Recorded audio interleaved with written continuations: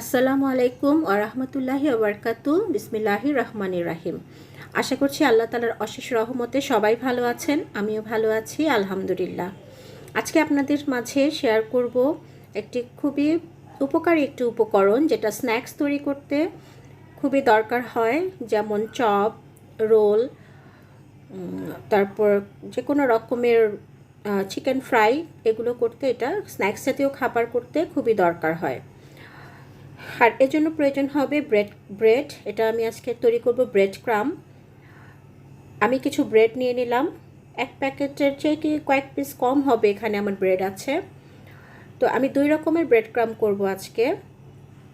একটা করব রেগুলার, যেটা আমি নিজে বাসায় করে থাকি, আর একটা করব সাদা ব্রেড ক্রাম্ব। কীভাবে হয়, ব্রেড ক্রাম্ব কিন্তু অনেক রকমেরই হয়। তো সাদা ব্রেড ক্রাম্বটা আমি করব আগে। সেটার জন্য আমি ব্রেডের যে চারপাশের যে ব্রাউন অংশটা আছে সেটা কেটে নিলাম, কেটে এগুলোকে টুকরো টুকরো করে নিলাম। এটা কিন্তু ইচ্ছে করলে হাত দিয়েও ছিঁড়ে নেওয়া যাবে। আর অনেক সময় থাকে না, কিছুদিন একটু ব্রেডটা 2-3-4 দিন হয়ে যায়, সেই ব্রেডটা দিয়ে কিন্তু আমরা খুবই অনায়াসে বাসায় ব্রেড ক্রাম্ব তৈরি করে নিতে পারি। আর এখন তো আমার একটি ভিডিও আছে রেসিপির, ইফতারিতে ব্রেড চপ রেসিপি, ওখানে আমি ব্রেড ক্রাম্ব ইউজ করেছি এবং ওখানে বলেছিলাম আমি কোনো এক সময় ব্রেড ক্রাম্বের রেসিপিটা দিয়ে দিব। তো হয়তো বা আমরা সবাই এটা জানি, এই রেসিপিটা, এটা কোনো আহামরি রেসিপি না, কিন্তু যারা আমরা নতুন রাঁধুনি আপুরা আছে আমাদের এবং নতুন গৃহিণী আপুরা, তারা হয়তো বা নাও জানতে পারেন। তাদের জন্য এই রেসিপিটা করা হয়তো বা তাদের খানিকটা উপকার হবে। আর যারা জানেন তারা তো জানেনই, তার জন্য তো ভালো। আর যদি তারপরেও কেউ দেখে থাকেন আমার রেসিপিটা ভালো লাগে, তাহলে অবশ্যই দেখবেন। আর এগুলো আমি কেটে নিচ্ছি রেগুলার ব্রেড ক্রাম্ব তৈরি করার জন্য। এটা আমি সাইডের ব্রাউন অংশ সহই নিলাম এবং হাত দিয়ে ছিঁড়ে ছিঁড়েও নেওয়া যাচ্ছে। তো একটা ব্লেন্ডার জার নিয়ে নিয়েছি আমি। এটা ব্লেন্ডার না, এটা হচ্ছে যেটাতে আমরা গুঁড়া করি সেটা নিয়েছি। এখন এই জারের মধ্যে আমি সাইডের ব্রাউন অংশওয়ালা ব্রেডের টুকরোগুলো দিয়ে দিচ্ছি, দিয়ে জাস্ট শুধু এখন ব্লেন্ড করে নিলেই হয়ে যাবে। কিন্তু আর কোনো কিছু এখানে তেমন একটা করার নেই, খুবই ইজি, খুবই সহজ। এই যে আমি এখন ব্লেন্ডার জারে দিয়ে দিলাম মেশিনে, এখন আমি ব্লেন্ড করে নিচ্ছি।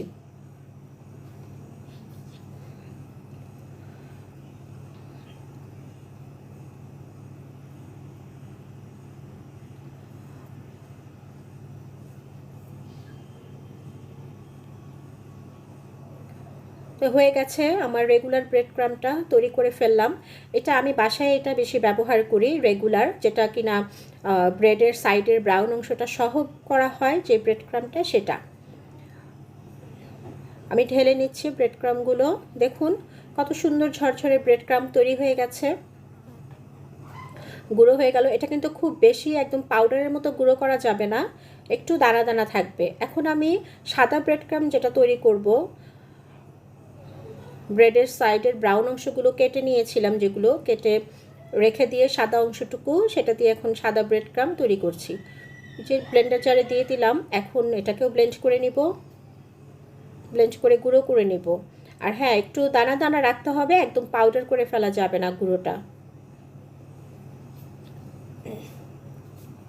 এটা কিন্তু এই দোকানে অনেক চড়া দামে মোটামুটি কিনতে হয় ব্রেড ক্রাম্বগুলো। দোকানের এক প্যাকেটের টাকায় কিন্তু বাসায় 2-3 প্যাকেট বানিয়ে নিতে পারবেন, একটা ব্রেড দিয়ে বা হাফ ব্রেড দিয়ে। নর্মাল সাইজের একটা ব্রেড দিয়ে অনেক খানিক হয়। এই যে আমার সাদা ব্রেড ক্রাম্বটাও হয়ে গেল। এখন চলে আসলাম চুলায়। পাউরুটির মধ্যে বা ব্রেডের মধ্যে যে একটা ভেজা ভেজা ভাব থাকে, সেটাকে শুকনো করে নিতে হবে। আমি প্যানটাকে ভালো করে ক্লিন করে নিলাম, যাতে কোনো পানি তেল না থাকে। একটা টিস্যু দিয়ে আমি ক্লিন করে নিচ্ছি। এখন মিডিয়াম টু লো হাইয়ে এটাকে আমি এই ব্রেড ক্রাম্বগুলোকে ভেজে নিব একটু, 1-2 মিনিটের মতো ভাজবো।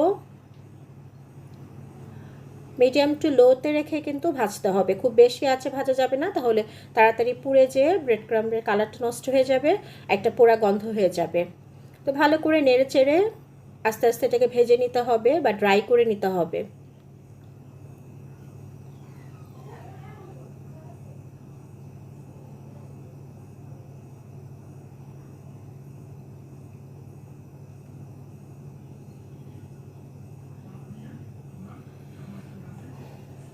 তো ভাজা হচ্ছে, আমি আস্তে আস্তে উল্টে পাল্টে ভেজে নিচ্ছি।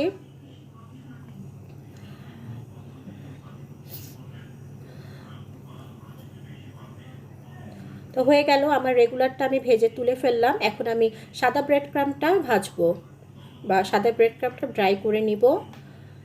খুবই ইজি, খুবই সহজ, বাসায় খুবই তাড়াতাড়ি একদম ইজিভাবে এটা তৈরি করে ফেলা যায়, সময়ও খুব কম লাগে, দোকান থেকে আর কিনে আনতে হবে না। এবং এটা দিয়ে অনেক কিছু স্ন্যাক্স বানানো যায়, বাচ্চাদের টিফিনেও অনেক স্ন্যাক্স তৈরি করতে হয়, বিকালে নাস্তায় তৈরি করা যায়, তখন এগুলো ব্যবহার করা যায়।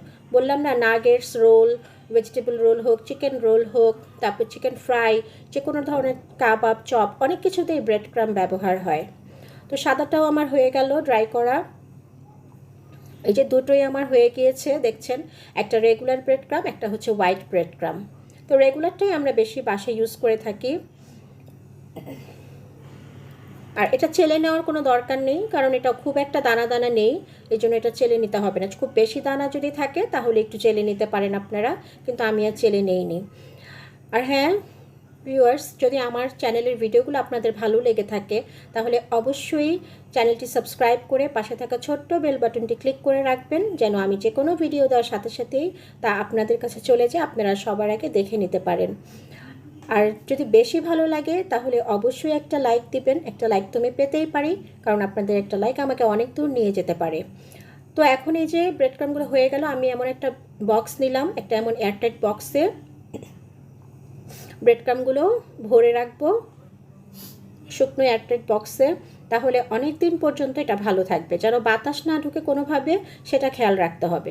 একটা ভালো শুকনো পরিষ্কার এয়ারটাইট বক্সে এইভাবে রেখে তারপরে মুখ কভার দিয়ে আটকে রাখতে হবে, এবং এটা অনেক দিন পর্যন্ত ভালো থাকবে, অনেক দিন পর্যন্ত এটাকে যে কোনো সময় ব্যবহার করা যাবে। তারপরে অথবা একটা কাচের বয়মেও ভরে নিতে পারেন, আমি একটা কাচের বয়মেও রেখেছি, সেটাও দেখাচ্ছি। এবং কাচের বয়মে আমি যখন এটা রাখবো তখন আমি এটা কাগজের ওপর নিয়ে নিচ্ছি, যাতে ব্রেড ক্রাম্বগুলো সুন্দরভাবে বয়ামে ঢুকে যায়, কোনো সাইডে পড়ে না যায়, যাতে সুবিধা হয় বয়ামে ঢুকাতে। এর জন্য একটি কাগজের ওপর আগে নিয়ে নিলাম। তো দেখুন, এখন আমি কাগজটা একটু দুই ভাজের মতো করে নিলাম। এখন আমি ব্রেড ক্রাম্বগুলোকে বয়ামের মধ্যে ঢেলে দিচ্ছি, তাহলে কাজটা অনেক ইজি হয়ে গেল। এভাবে ঢালতে গেলে বয়ামে একটু সমস্যা হয়ে যায়। বয়ামে ভরেও ভালো করে মুখা আটকে রেখে অনেক দিন পর্যন্ত রেখে অনেক কিছু বানানো যাবে, প্রায় 1 মাসের মধ্যে তো অনেক ভালোই থাকবে। আর যদি কোনো বাতাস না ঢুকে তাহলে আরও বেশ কিছুদিন ভালো থাকবে। তো বারবার আর ব্রেড ক্রাম্ব কিনে আনার বা বানানোর ঝামেলা থাকবে না, একবার একটু বেশি করে বানিয়ে নিলে অনেক দিন পর্যন্ত কাজ চলে যায়। তো এই যে হয়ে গেল আমার দুটোই, দেখিয়ে দিলাম কিভাবে এটা স্টোর করে রাখবেন। সবাই ভালো থাকবেন, আমার জন্য দোয়া করবেন। আল্লাহ হাফেজ।